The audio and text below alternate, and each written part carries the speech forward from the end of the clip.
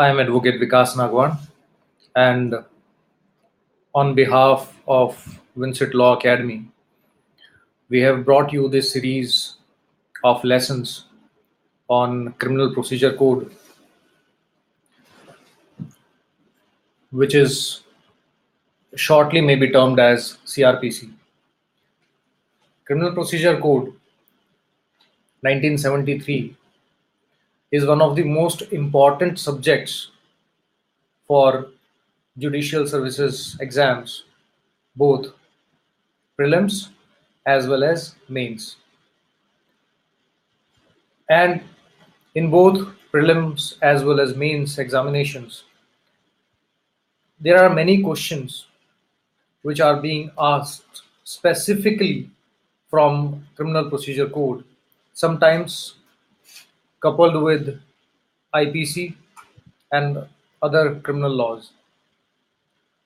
After the inception of IT Act, that is Information Technology Act, few states have also started incorporating questions which involves the problems related to the IT Act as well. Delhi Judicial Services examinations is one of the most competitive exams, and Delhi High Court has been incorporating questions related to judgment writing by giving certain problems. And for answering those questions, both in prelims as well as in mains, the candidate needs to have the best knowledge, that is conceptual knowledge of the subject. But majority of the candidates have no idea how to study criminal procedure code for their exams, and what are the important topics that have to be concentrated upon, what are the landmark judgments. Since it is a procedure, we actually have to read it as a procedure itself and not section by section. Basically, CrPC can be divided in three parts. First is pre-trial proceedings, second, trial proceedings, third, post-trial proceedings. Pre-trial proceedings includes the investigation, cognizance, inquiry proceedings, sometimes bail, that is anticipatory bail, and so on.